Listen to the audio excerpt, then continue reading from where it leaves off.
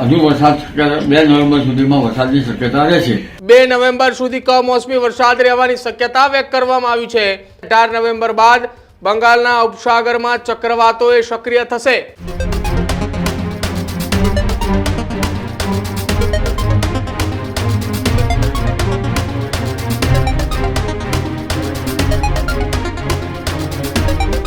રાજ્યમાં કમોસમી વરસાદની આગાહીઓની વચ્ચે હવામાન નિષ્ણાંત અંબાલાલ પટેલે સૌથી મોટી અને મહત્વપૂર્ણ આગાહી કરી છે. રાજ્યની અંદર છેલ્લા કેટલાક દિવસોથી કમોસમી વરસાદ પડી રહ્યો છે અને કમોસમી વરસાદની વચ્ચે ફરી એક વખત સૌથી મોટી આગાહી હવામાન નિષ્ણાંત અંબાલાલ પટેલ દ્વારા કરવામાં આવી છે. આગામી સમયમાં હજુ ફરી વખત એ કમોસમી વરસાદ પડે તેવી આગાહી. 2 નવેમ્બર સુધી કમોસમી વરસાદ રહેવાની શક્યતા વ્યક્ત કરવામાં આવી છે, જેમાં દક્ષિણ ગુજરાત, દક્ષિણ સૌરાષ્ટ્ર અને મધ્ય ગુજરાતના ભાગોમાં વરસાદ પડી શકે છે. મહેસાણા અને પંચમહાલના કેટલાક ભાગોમાં વરસાદ પડવાની શક્યતા, સાથે જ અમદાવાદ અને ગાંધીનગરમાં પણ 2 તારીખ સુધી વરસાદ રહેવાની શક્યતા અંબાલાલ પટેલે વ્યક્ત કરી છે.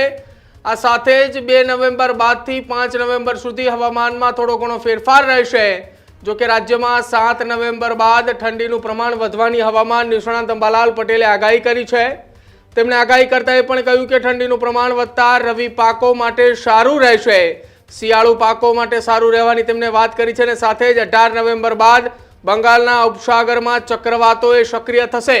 ડિસેમ્બર મહિનામાં પણ બંગાળના ઉપસાગરમાં ચક્રવાતો બનવાના છે.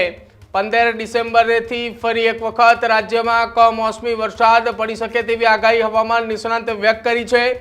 અંબાલાલ પટેલે આગાહી વ્યક્ત કરતા આગામી સમયમાં ઠંડીનું જોર વધવાને કારણે શિયાળુ પાકોમાં ખેડૂતોને ફાયદો થશે.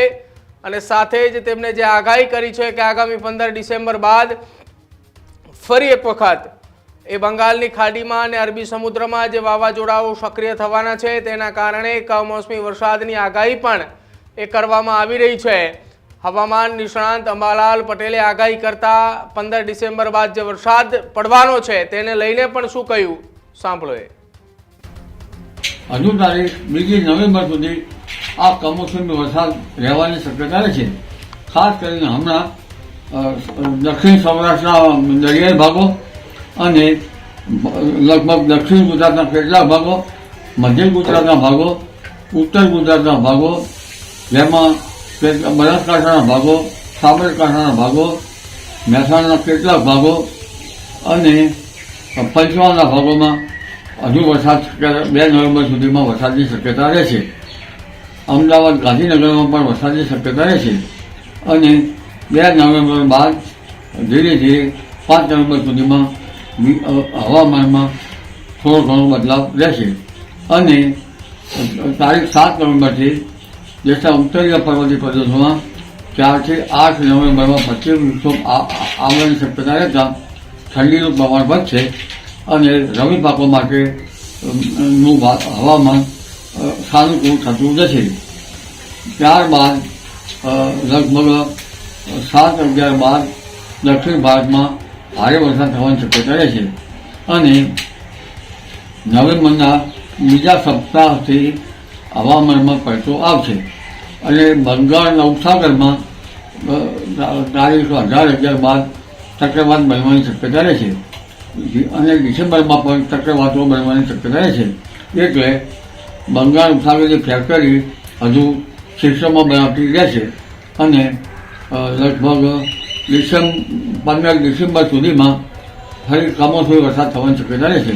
22 ડિસેમ્બર બાદ કડકડતી ઠંડી પડવાની શક્યતા રહેશે. 27 ડિસેમ્બર, 11મી જાન્યુઆરી ઠંડી વધે અને 14 જાન્યુઆરી બાદ પણ ઠંડા પવનો હાથ ધૂંધાવે.